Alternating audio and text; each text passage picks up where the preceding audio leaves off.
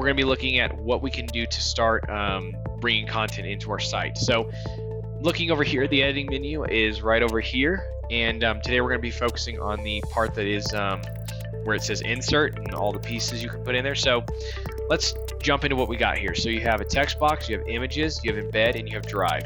Let's break down a little bit. Text box, like it says, it's pretty cut and dry. You get in here, you put some text, you can adjust it like most rich text editors, do whatever you want to it, make it, stylize it however you want. You can adjust size and font and color and everything. You can put a link into it if you want, all kinds of options. You can delete it, but it's basic rich text editing. Images, on the other hand, will also give you exactly what it sounds like. Select. So if you want to put an image in here, we'll just drop in real quick my picture. But if you wanted to pop in a picture, you can put it in here. You can adjust where it's going to go. You can kind of edit it a little bit, and you can link to it if you want. If you want a picture to go to another part of your website or to a different site, maybe you want to share another website's logo or share some information, you can do that as well. But it just gives you that ability to drop an image in there.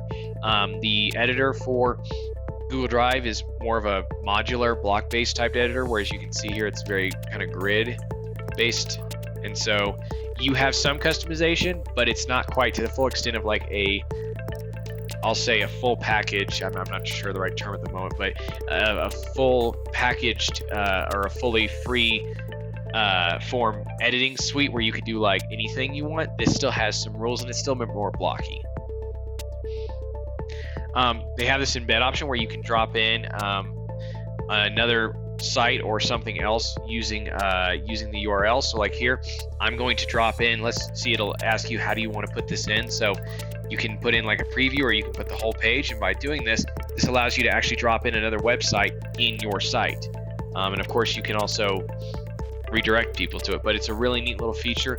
Definitely something cool to check out if you are wanting to link to other resources out there on the internet. Last one is Drive. So if you have something in Google Drive you want to put in here, you can go in here, grab something out of Google Drive, and just drop it right on in, and then you're good to go from there. So another great feature they offer there. The next section we're going to cover is content blocks. So in the content block, this is a way to very quickly kind of deploy preformed sections. So you still have to put the content in, but it kind of takes these 4 items and puts them into preformed blocks. So here, like if I say I want to put this, now I've got 2 image blocks and some text blocks. If I wanted to have more imaging, maybe I want to do a gallery, I could do this. It just helps you kind of preform stuff how you would want it. Now you can do all this manually, drop in, say I want to drop in a couple of text boxes here.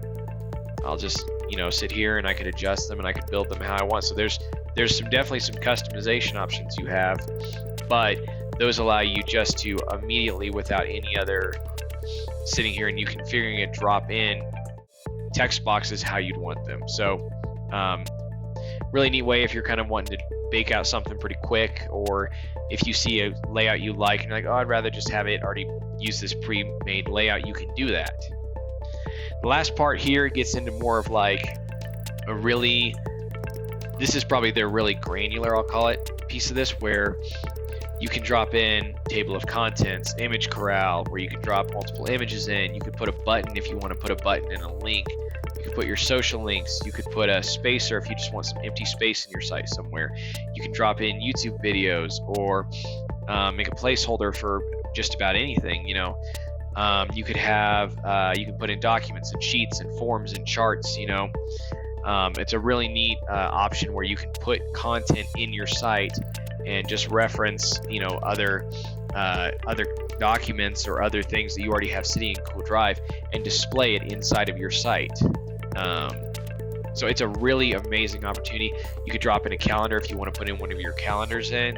There's a lot you can do with it. So it's a really neat option. Maps, if you want to put in a map, it's a really neat way that this is where you can really like make it customized, make the site feel like yours, make it an option, make it available, and make it. It's a really neat way to make your website truly customizable within the limitations that Google Sites offers. So I definitely recommend check it out and play with it. A lot of available stuff here for someone who's creative. So with that being said, we are going to go ahead and move on to setting up your first Google site page.